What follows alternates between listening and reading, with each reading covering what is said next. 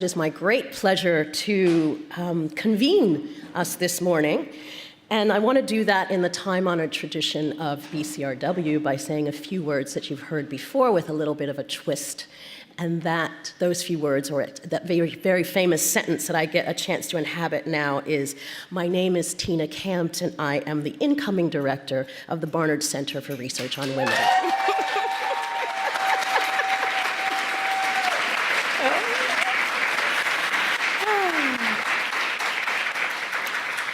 These are the words that our current director, Janet Jakobsen, has used for over 15 years to convene countless conversations, conferences, lectures, performances, protests, and rallies under the banner of BCRW. It's my privilege to be able to continue the amazing work she's done in bringing together so many different communities of feminist activists, artists, scholars, and students through BCRW. And it's this model of activist research for social justice that we've come together today to reflect upon.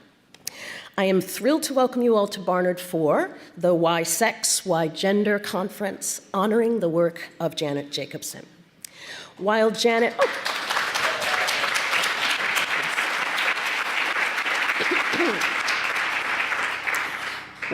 will be stepping down as director in July, please do not fear. She will remain with us, both in spirit and physically. She'll be taking a very well-deserved sabbatical, hooray, and then returning to us as a research fellow when she gets back.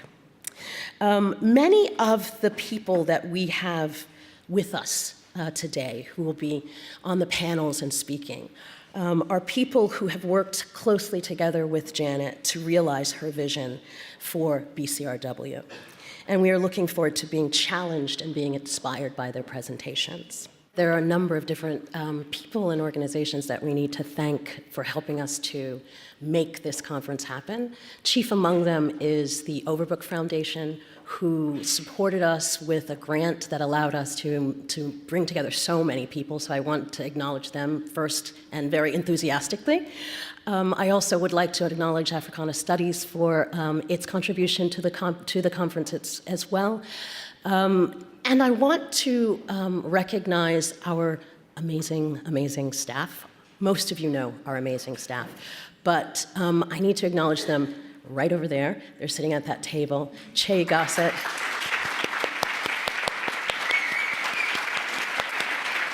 Hope Dector. Pam Phillips. Yeah. Tammy Navarro. Nietzsche Yin. And Ann Jonas.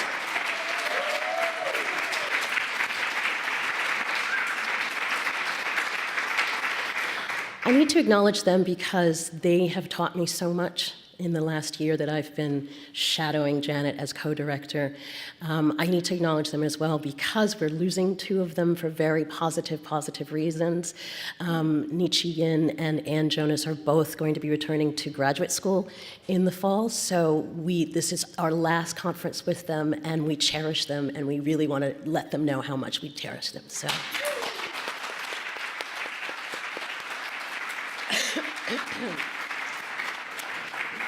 So, I just have a few opening remarks.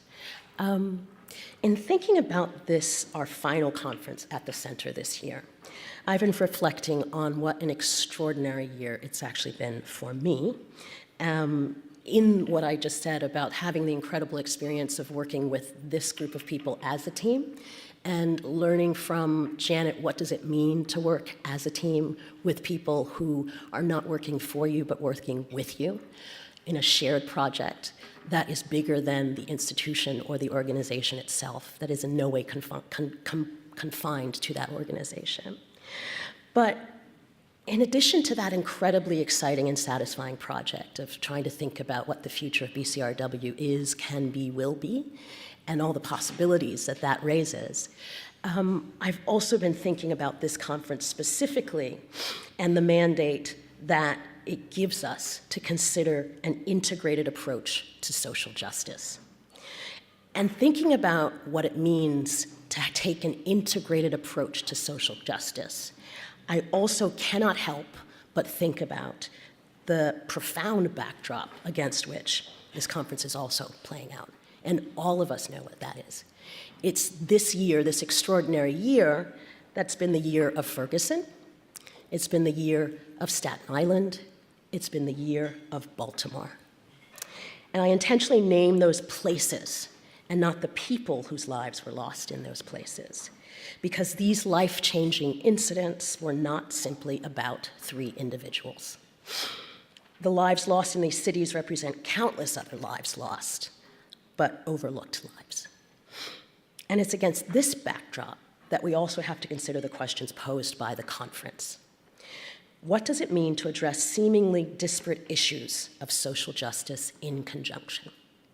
What does it mean to link questions of feminist politics with other political movements and struggles? And what does it mean to see our interests as shared and existentially connected to those of other dispossessed groups?